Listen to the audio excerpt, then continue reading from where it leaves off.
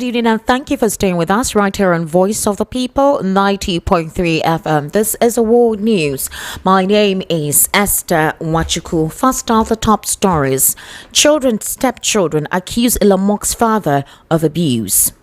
Drug abuse threatens Nigeria's future, Marwa warns youth. Flood disaster, states intensify action as 232 die, 121,000 displaced. Well, reps urge Atiku Peter Obi to step down for President Tinubu ahead of 2027. Senator Natasha vows not to apologize after entering office. Atiku Abubakar reacts to Natasha Akpoti's resumption at the Senate. 3 soldiers sentenced to life imprisonment for selling weapons to terrorists. Peter Obi discloses why he is supporting George Moghalu for Anambra governorship election. Details now.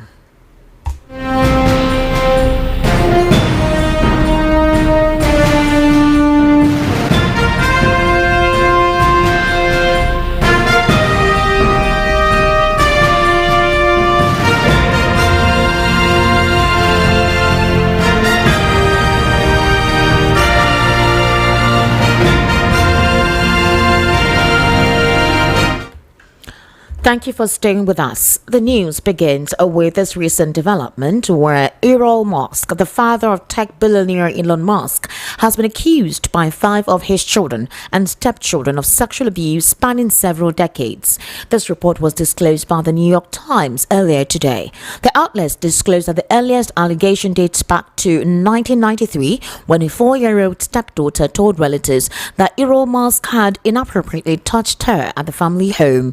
The Times said the same woman later told relatives she had seen him sniffing her soiled underwear. Other relatives named in the story accused Elon Musk of abusing 2 daughters and a stepson. Citing court records, social work notes, correspondence and interviews, the newspaper said that Elon, who has at least 9 children and stepchildren, had been married to 3 women, maintains a powerful grip over much of the family. 2 investigations reportedly closed without charges. The status of a third was not made clear in the report. Elon Musk denied the allegations, calling them nonsense and false, and suggesting some family members were being coached to make claims in an effort to extort his elder son. He accused family members who were being put up to this concerning monetary gains. Elon, however, did not provide a comment for the Times story. However, the Tesla and SpaceX chief executive has previously talked about a difficult relationship with Elon. He told Rolling Stone in 2017 that his father had done almost everything you could possibly think of. Musk said he had gone to live with his father at the age of 10, while his younger siblings, Kimball and Tosca, stayed with their mother. Well, without going into specifics, he told the publication that his dad will have a carefully thought out plan of evil, and he will plan that particular evil. Now, back home, the chairman of the National Drug Law Enforcement Agency, retired Brigadier General Buba Marwa, on Tuesday warned that drug abuse among young people remains one of the greatest threats to Nigeria's future. Marwa issued the warning in Abuja while delivering the keynote address at the football anti-drug abuse program titled Kick Out Drug Abuse, organized by Richley Gold International. He commended the organizers for creatively harnessing the power of football, the world's most popular sport, to engage youth in positive and life-changing activities. According to Buba Marwa, substances such as tobacco, alcohol, cannabis sativa, tramadol, codeine mixtures, cocaine and methamphetamine are sadly being abused in schools, communities and even sporting circles. Marwa stressed that the football-based sensitization program highlights the value of using sports to steer youths away from destructive habits. Several states, including Kaduna, Nasarawa, Bauchi and Jigawa, have intensified campaigns to avert flood crisis. According to figures recently obtained from the National Emergency Management Agency on Monday, no fewer than 232 persons have lost their lives, while 121,224 others have been displaced following floods that swept through parts of the country as of September 20. The 2025 flood dashboard shows that at least 339,658 people also recorded some some form of losses, with 681 sustaining various degrees of injuries. Deaths were recorded in 7 states, with Niger State accounting for 163 fatalities, Adamawa 59, Taraba 5, Yobe 2, Borno, Gombe, and Jigawa 1 each, bringing the nationwide death toll to 232. The floods also resulted in 115 cases of missing persons across the country. The disaster also left 42,301 houses damaged and destroyed about 48,447 hectares of cultivated farmlands. The most impacted states include Lagos, where 57,951 people were affected, 3,680 displaced, and 3,244 houses damaged, followed by Adamawa with 57,890 affected, 23,077 displaced, 438 injured, 59 killed, and more than 9,000 farmlands destroyed, and Akwa Ibom, where 46,233 persons were affected, 40,140 displaced, with over 17,000 homes and farmlands damaged. Other states severely hit are Imo, which recorded 29,242 affected, 15,607 displaced, 81 injured, and hundreds of homes and farmlands destroyed. Taraba was affected also, Abia State, Rivers, Delta, Edo, many other states including more displaced persons. Borno, however, was not far behind. NEMA identified food, shelter, health services, water and sanitation, and livelihood support as the most urgent need of victims. In the aftermath of the floods, NEMA identified several obstacles hampering response efforts. Resource shortage was the most pressing challenge, accounting for 68% of reported difficulties. This was followed by the inaccessibility of flooded communities, which is about 17%, which made it difficult for rescue teams and relief materials to reach victims. Security risk in some locations also slowed operation, while community resistance further complicated humanitarian access and delivery. Moving on.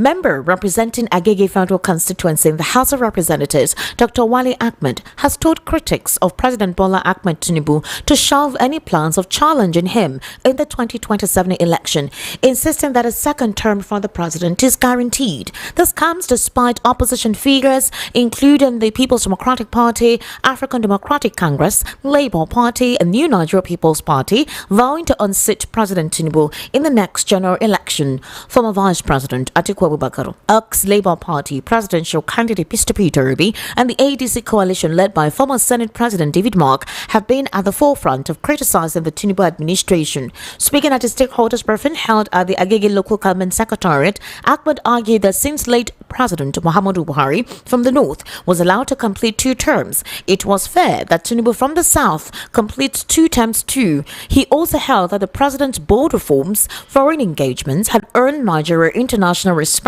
and laid the foundation for long-term economic recovery. He went ahead to also disclose that the lawmaker defending the controversial fuel subsidy removal stated that the decision reflected Tinubu's courage and long-term vision for the country. He argued that the financial re-engineering of the economy was already manifesting in the growth of foreign reserves to over $40 billion, improved foreign direct investment inflows, a reduction in inflation, and disbursement of 90 billion naira in student loans. He also highlighted infrastructural development and also the reduction in inflation, highlighting the projects as the Lagos-Calabar Coastal Highway, the rehabilitation of the Abuja-Kano Dual Carriageway as proof of the administration's commitment to development.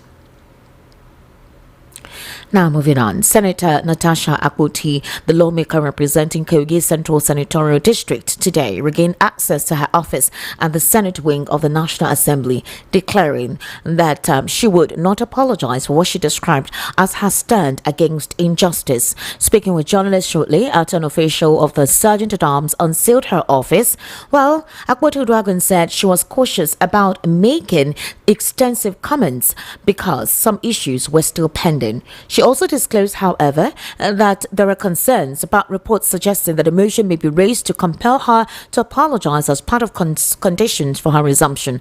And according to her, she says, "So I'm actually worried as to what apology they expect from me. You can't apologize for an injustice." The Kogi senator maintained that her suspension was unjust and vowed not to bow to pressure. She further thanked her constituents, family and colleagues who stood by her throughout the suspension. Akpoti-Uduaghan urged Nigerians not to lose hope in the country despite its current difficulties, that there is light at the end of the tunnel. And reacting to this, former Vice President and 2023 presidential candidate of the People's Democratic Party, Atiku Abubakar, has hailed the return of Senator Natasha Akpoti to her office at the National Assembly, describing it as a triumph of reason over tyranny. While Senator Natasha stormed the National Assembly complex with her supporters shortly after her office was reopened by the Senate authorities, Atiku said that although the people of Kogi Central could not regain the 6 months of representation denied them at the Senate, the struggle was indeed not in vain. He vowed that the opposition would continue to resist what he termed creeping authoritarianism. You're currently listening to the World News right here in Voice of the People, 90.3 FM. We'll take a very short break. When we return, we'll take more news and then we'll head into a news analysis segment. Do kindly stay with us.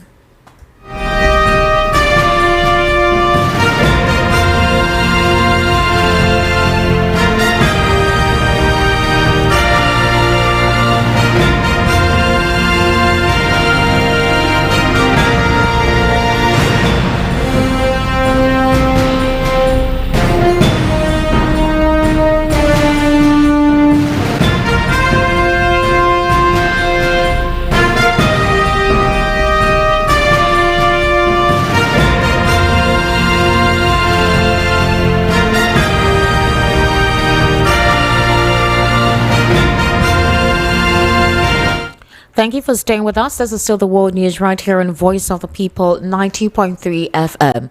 Former Labour presidential candidate Peter Obi has declared support for George Moghalu in the 2025 Anambra State governorship race. Speaking in a statement today, Peter Obi said he is supporting Moghalu's ambition because his campaign manifesto places human development at the heart of governance. He added that Moghalu, who is a Labour Party candidate for the Anambra gubernatorial election, is committed to implementing policies that directly impact the lives of citizens. Obi praised the Labour Party governorship candidate as a competent contestant who has demonstrated values of true leadership and is capable of securing a brighter, more dignified future of the people of Anambra State.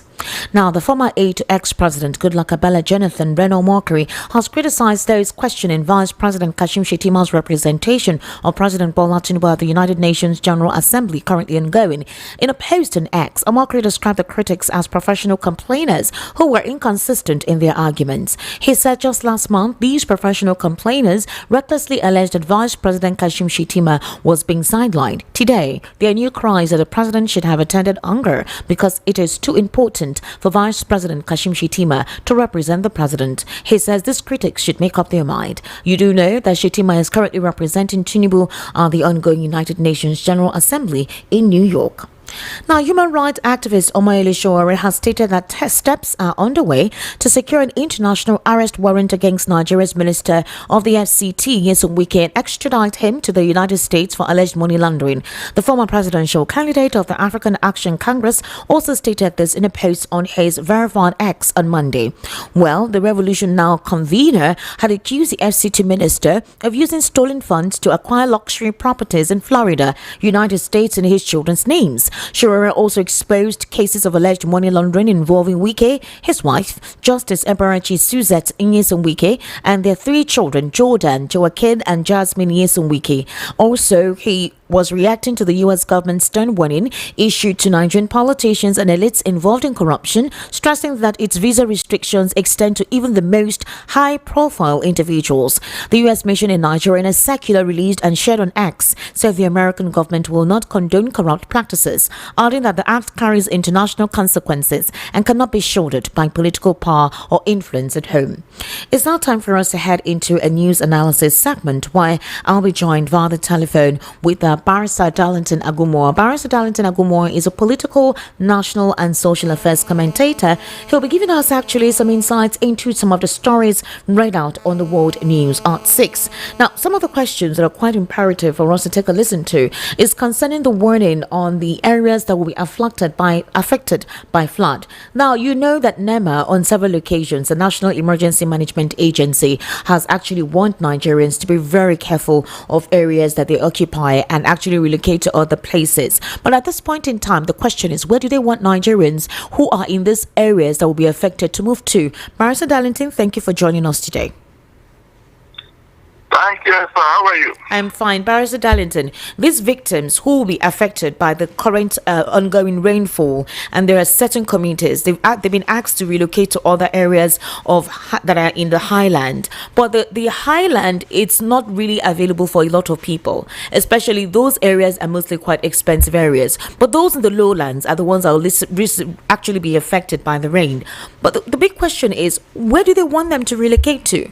More than 42,000 persons or 441,000 persons have been displaced. We can't even start going through it by state by state. Farmlands washed away, and we know that this is possibly the cultivation season. So what would be your statement in regards to this, or your reaction in regards to the attention on setting this kind of natural disasters and how future preventative measures can be implemented? Unfortunately, no lesson has been learned from previous experiences. Unfortunately. Esther, how come all of a sudden Nigeria has become a nation of natural disaster, especially flood? It has become too much. Nigeria is not known for this kind of thing. I expect the federal government to look into us and find out what is going on. I don't understand, Barrister. What do you mean by Nigeria is not known for this kind of thing? Yes, we have not been known for this type of natural disaster, especially from the north. North is not a rainforest, or it's not a tropical area. But this is the rainy season, and you know that there is climate change. One of the issues that we're also going through with is climate change. Good. You don't have to eat, Esther. Yes, there is climate change. You don't have to eat by your own carelessness. This Lado Dam and all the rest in the north, have they taken care of them? The answer is no. You saw the scandal that broke concerning that dam coming from Cameroon, whereby the money budgeted for that dam was not even used. It went into private pockets. It was when it happened that they started probing and discovered that the money was misused. Up to today, is there any sanction? The answer is no. So 90% of Nigerian problem are man-made. We created it, Esther. Seriously, we created it. All those things can be taken care of, and these things is avoidable. But nobody have learned any lesson. I can't really say it's because of climate change. Seriously, because God has blessed us with good weather. But we are messing it up. We are messing it up by our own making. It's like this insecurity. Tomorrow night you tell me that that one thing is caused by climate change, Abi. No, Esther, you will tell me that this insecurity, all the criminals in the whole world, they are coming to Nigeria because of climate change. Is that what you want to tell me? No, somebody will go down that route one day and tell us that, we are suffering this thing because all the criminals, their weather is not good, our own is very good for them. That's why they are coming here. They will say it one day, and gullible Nigerians will buy it. So our problem are man-made. Those things are avoidable and they can be taken care of if government is very sincere. Rather, they will wait until the damage is done. They will now start looking for damage control. That is my take. If they like, let them not take care of it. Maybe the day to get to answer up, they will sit up. All right, Barrister Darlington, the lawmaker representing Kogi Central Senatorial District, Natasha, she has regained access to her office at the Senate wing of the National Assembly, and that she would not apologize for what she described as her stand against injustice. She also said that Godswill Akpabio treated her like she was a slave, that she's a senator just like he is, and so she would not apologize for somebody who treated her like a domestic staff or as a slave. And she also disclosed about the obvious method of authoritarianism in how affairs in the Senate is being conducted. Others believe that she should be humble. She should have acted like Fubara and just continue her work and let peace reign, but she has refused. She, however, thanked her constituents for standing by her. Atiku Abubakar too also showed his support. A couple of bigwigs are showing their support for her consistency despite what she went through. How would you react to this? Seriously, I am very, very happy for insisting on her rights. I am very, very happy for her to have gone back to her job. I know people who would have gone to beg Ababio, beg Tinubu, beg Wike, beg everybody. But this woman stood her ground. And if they did not bring down this woman back, if they did not allow her to come back to her job, that woman would have caused them a lot of problems in Nigeria. I'm not joking. She would have messed them up, all of them. So I know why they did all this. You know that suddenly and of recent the US is becoming interested in what is going on in Nigeria. And so government is doing everything to placate everybody. That was why okay, the last time she came and they sent her back, and now what is the difference against her? The court matter they are latching onto. Is the court matter over? Their bill is it over? Has done on it? Look, see what will happen if we insist on what is right in this country. I am disappointed in Fubara. You're disappointed in Fubara? You're disappointed in him?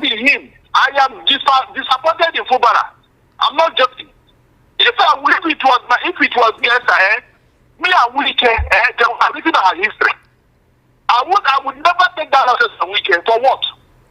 Let her fall. I will never accept that nonsense from him. Over what? Over what? You can imagine. I am sure if it were Natasha, she wouldn't have support like Fubara. She wouldn't. That's what we are saying here. We just allow these people to behave as if they are God. No, they are non-entity. If they ask you now, what role is Wike playing in River State? Nobody can explain it except a useless structure. Were you born with the structure? Did you come into this world with any structure? Did you build to River State before you were even born? All of a sudden, Kubara has become your servant. You got it from, you did all this thing. In fact, Natasha has shown a very good example on how to resist these people. I'm not joking. She met my day by going back to that house. Let them beat her or touch her. You can see how we can make progress if people begin to insist. Not when they shout to go and hide under your bed. You know when she arrived at the Senate today with her supporters, police fired tear gas at them, right? You're aware of that? It's unnecessary. Let them fire or whatever. The fact that she has gone back to her job. That woman would have caused them a lot of problems, especially from the Western world. They know why they allow her to come back. I thought you said that there is a court case. Is the court case over now? Is the court case over now, Esther? No, it is not actually. Why did they allow her to come back? Well, maybe they wanted her to apologize and she declined.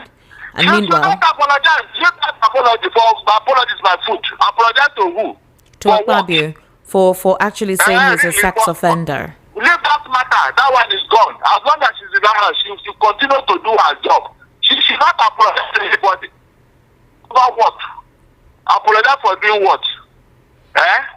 Apologize for doing what? Let them kill her and see what will happen.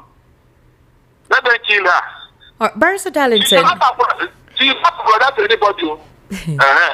Barrister Darlington, we can't tell actually what happens behind closed doors. Sometimes they may come outside and tell us something else, and behind something else is happening. The lady did not apologize. No matter what happened behind closed doors, she did not think Akpabio. She did not apologize to anybody. It's not that they are becoming so embarrassed. Right. With the interest of the Western world, what is going on in Nigeria. Yes, that is not the only reason, nothing else. You wanted to give them a visa restriction, Abi. Or you are telling what's going on. With what is going on with Wike now, all of them are being careful. They are being careful. What is going on? What is going on with Wike? Wike is flagging off access roads in the FCT. Oh, you don't know that Interpol is looking for him. Don't worry. Which Interpol? Barrister Darlington, human rights activist Omoyele Sowore, in regards to what you just said, has stated that steps are underway to secure an international arrest warrant against the FCT minister Nyesom Wike and extradite him to the United States for alleged money laundering. Now, you know that Omoyele Sowore, in his post via his X account on Monday, disclosed that Nyesom Wike acquired luxury properties in Florida in the United States using his children's names, and he also exposed cases of alleged money laundering involving Wike, his wife Justice Ebarachi Suzette, and their 3 children. So their names were all written there. Do you think there is a possibility of any form of extradition taking place, or Yele Sowore is just all about wanting to make Wike feel like, you think you can bully me, I have something up my sleeves against you, and there is do your worst. This is what we should have been doing before now, Esther. This is exactly, I've always told you that the opposition, they are not doing so well. Not. About not be telling you, the opposition have been so lukewarm. I have told them, mobilize yourself, go to National Assembly, go to occupy the place. Insist on what is right. Whenever they cough in a very wrong manner, go there and ask them, why did you cough like this? You want to support TB? The opposition, they should be punching hard. They are not. I have said this about that. That is why these people are behaving as if they are God. Even on this one that somebody is, behaving as if they were their local champion. They can't even go to US. I thought they said that they have 2 heads. They are strong men. Let them go to US now. Let them go to US. Who are you referring to? These are what the opposition should be doing. Barrister, who are you referring to? Who are you referring to? Let them go. The people that decided their assistance to the US. Why are they running away from US? They have gone to everywhere, from St. Lucia to Rome. You know, we are waiting for their colonization. Oh my God. Then from there to Brazil, to all the places, but they can't go to US. Barrister Darlington, Reno Mokere has reacted to that. He said he called people like you, professional complainers, that Kashim Shettima, people say they have sidelined him, and now they actually asked him to go represent the president at Unger, and you people are saying it's because the president cannot go to the United States. You know the president just returned from a trip, so is it wrong that he sent his deputy? Look, Esther, Unger is for heads of government, heads of state. But he went last year. Hold on now. That is where you go to display your country. You say your country because all the world leaders are coming there. That is the fact. But all these other places have been going all over the place. Why didn't he send Shettima? Esther, why didn't he send Shettima in the first place? You can see now. There is no defense to that whatever. There is no defense telling us that look at this, they think that are clever. So you have not been sidelined Shettima before. It is not that you remember that he has a vice, So you say that it's wrong that he sent his deputy. The president went last year, and this year he decided to send Shettima. Remember, he just returned from a trip. Who says that that's because he cannot go to the US? Is it? Leave that thing. US is hot for some people. They can't go there now. US is becoming hot for some people because what the fact they release that is still smiling. You know, when you have committed somewhere and the thing is in the news and everybody is talking about, you wouldn't want to go there to face embarrassment. With all this defense in the US court and all that, with the FBI, you know, that news is still alive. But Barrister, all of these cases have been on. These cases have been on since last year. Is the same US, was it not so hot that the president went there last year to represent the country? It was not like this last year. That's what I'm telling you now. There are issues that are on the front border in the US now. If you are that, go and ask Alan Greenspan. Go and ask him. There's no way they'll go there without somebody asking them or raising that issue. And Donald Trump is not smiling as it is. He may order that some people should not leave, but they display themselves in US. Barrister Darlington, Don't you think that such a thing is possible? I'm yet to see. so I'm yet to see any coherent fact to this. The president can actually send any said, representative for any international gathering to represent the country.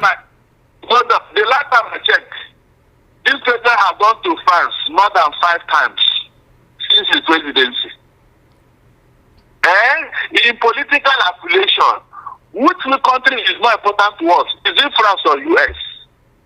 Ask yourself that question. When you look at political affiliation and alliance, which country should Nigeria be referring to? Is it US or France? What are the basis? There is no basis for us to be going to France every day. Meanwhile, the US, where we copy this democracy that we should be even romancing with them, we are not. So this is the problem. Can't you ask yourself that question? If things were normal, it would have been the other way around now. If he had been going to the US every day and they told us that he was going to learn certain things, who will come? No bother now. Because that is how to copy that democracy. So if you go there even every week, you won't bother. We say, okay, you are going to learn certain things. But here, you can learn that country and you are going to France and all these other irrelevant places that have not impacted in our lives. And you are telling me, giving me excuse, what last week. These other places that you are going to every month, what happens to those places?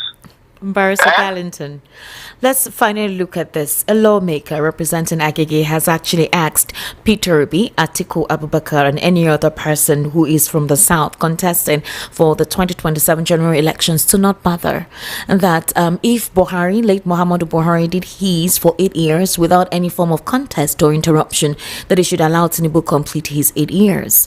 That they should just support the president. That he has quite a lot of positive reforms. He talked about Nel Fund, he talked about infrastructural developments, he talked about the fuel subsidy removal, which was very courageous of President Bola Ahmed Tinubu. No president could have been courageously able to pull that, and he pulled that, and that is being very resourceful for his administration, and lots more that the administration has attained in just 2 years, going on 3 years, so that Peter Obi and Atiku should not bother having to drag this in 2027, but should rather support the president, being the fact that it's the turn of the South. What's your take on this?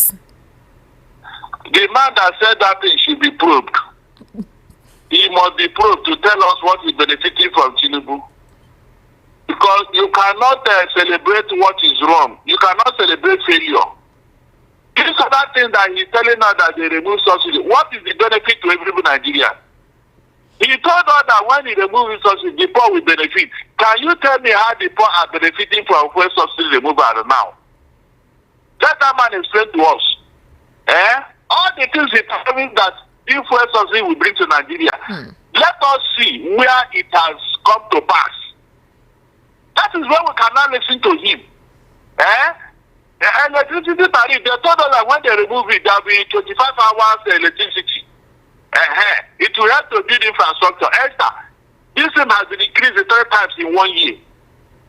3 times in 1 year, through the back door, without approval from the National Assembly or anywhere. I told you yesterday that if you buy 1,000 naira worth of this prepaid meter card, you are going to get 2.6 units extra. True. And that's for band A, right? Because you're using band A. Can you just imagine? It's not for people that are using band B and C. So if you are not getting light, is it the people in band B, C, D that are getting the light? So what are you paying for? Esther, what are you paying for? But he's asking them to shelve any plans. That when it comes to the turn of the South, there are always distortions. But when it's time for the North comes together and chooses somebody and solidly stay behind the person. That why must the South always have their differences and not come together? Why can't they collectively see the good that the president has done? Now, Esther, look at it this way. Please, with what is going on today, whereby all the institutions have been compromised, all the institutions are now in the pocket of one man. Is that what you call democracy? Is that what this man is saying, that we should all fold our arm and be watching? He said the president has done bold reforms, which with foreign engagements, it had earned Nigeria international respect and laid a foundation for long-term economic recovery. So, where are the investors? I want the airport to be so busy with investors rushing into Nigeria. Where are they? No, where are the investors that are rushing into Nigeria since we are now the darling of the whole world? When the president traveled to Brazil, he said that a memorandum of understanding had been signed and some business engagements were made. The same thing when he went to St. Lucia. Even when he went to France, they had business engagements and meetings, including China. Are those not foreign engagements? Esther, if you count the number of MOU that have been signed by this president, it is taller than the building in Aso Rock. If you begin to find the books of MOU they have signed, it is taller than that building in Aso Rock. Seriously. Most of them have come to life. Meanwhile, the country that are going here, they are living. And the more will be living by next year when this tax reform start running a life of its own. I mean, how far can we go? How far can we go with all this system? Reform. You mean when they now reform this whatever? We will not be having like 25 hours or what? Or the tariff will be reasonable. Or fuel will now come down to at least 200 naira per liter. So what is the end game of this reform? Tinubu should have told us that look, after this reform, these are the things you are going to gain. And this reform will start yielding fruit by so time. Up to today, we don't have any timeline, Esther. Up to today, rather they will be waiting when they show up the naira at the forest market. When the thing comes down to 4, they say, you see, the naira is becoming 7. The following day, the thing will go down to 1.7 or 1,700 naira per dollar. That is economy of yo-yo economy. You know, Jack Glover, the children used to call it Jack Glover. You go up and down, go up and down, go up and down. In the morning, it will come down, in the evening, it will go up. Is that the economy that should be celebrating, Esther? Is that what you call stability? Didn't they make this at 197 naira per dollar? This other foreign country that the economy has been stable over the years, what happened? Human beings are not there. They will don't look for one thing or the other to defend and then, just to make us see that somebody is working. Meanwhile, they are not doing anything. All their efforts is winning 2027 elections. Nothing else. Nothing else. Barrister, I asked you a very pertinent. I asked you a question before we. Going on. Let us call it fair and say, but look at people saying you should continue. Continue with what? Reform. 3 years now. 3 years. You're going to a third year. Nothing. No sign of any progress somewhere. No, the reform is commencing next year. The policy reform will be official next year. So far, there is no reform yet. You know that, right? Oh, really? Yeah, no, so far, there's no reform yet. The policy implementation for reforming will start next year, which is the introduction of the tax, yes. So, who do you want to deceive with that kind of idea? It will start next year, Abi? Officially, to commence next year. So, how many will be left? What will be? The terrorists are on their own side killing Nigerians. Hunger is the other side dealing with Nigerians.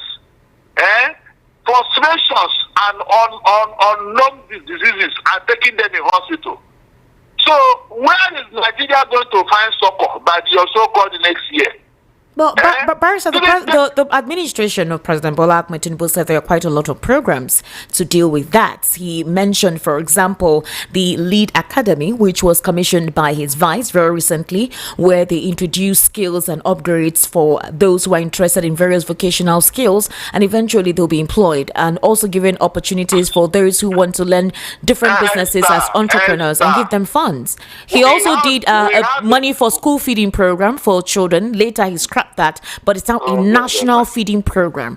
All of this monies have been put out for it, so are those not reformative policies, even if they were not yet official up until next year? You hold on. You were the one that was asking on that video yesterday that the 330 billion that has been spent, giving the poor succor. Yes. That you want to know those poor people that collected this money and where they are living. Did you get answer from that yesterday? Yeah, we talked about it yesterday. I don't you get the answer. No, we haven't. We've checked the website. We haven't seen any yet. Maybe they are still compiling. Oh, so, okay. I'm compiling it. I think. But ask yourself, how many people are hungry that you want to give them money? Whether they will not come and cover the whole of them, the premises of Golden Tree. Just to open your mouth and say, look, those people that are poor, the hungry, that you want to give them a token, that they should come now before you close. Esther, you will not have any space to even go out of that compound. Within 1 hour, they will flood the whole of that place. All right, Barrister. That's how to gauge your whatever that you want to collect. Barrister, we need to wrap up. I asked you a question. With what Omoyele Sowore is all about, is it possible to get any form of extradition procession against the FCT minister? You did not really clarify if there's a possibility of that happening with the cases that he had. We can decide. As long as the US, you have violated their law, they will not let you go. Esther, they will not let you go. That is why some people are avoiding that place like a plague. Thank God. What I'm asking, Barrister Darlington, is if the U.S. Florida court decides to open a full-on investigation into the properties that he bought in Florida and all of that, and they actually get anything that could be considered an anomaly, is there a possibility of writing or asking Interpol to bring him in for questioning? So it can happen. But he has a wife who is a federal high court appeal judge. Don't you think that her connections would work in his favor? You know that his son was recently called to bar as well. He just finished law school. All those things will not hold water. In fact, they will let arrest all of them. Donald Trump will arrest all of them, whether you're a judge or not. You believe so much in Donald Trump, Barrister Darlington. Why do you believe so much on Donald Trump? All of them. I am telling you.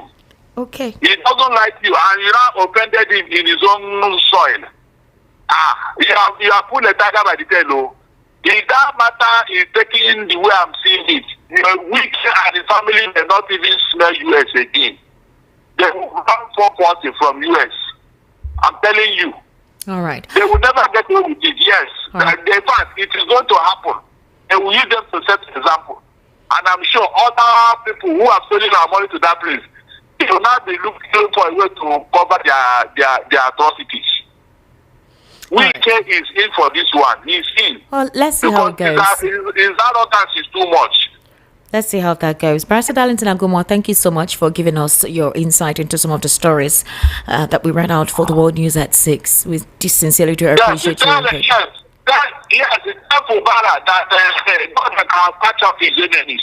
What? Let me see whether they will go to you. Tell Fubara to be drinking champagne because God is fighting his battle now. Oh, really? Okay. Just let me see whether he will go to US and be flexing muscle. Let him go there and tell them that he's your Alpha and Omega in River State. Barrister Darlington, bye-bye. Yes, God have yourself. People who don't know their limits.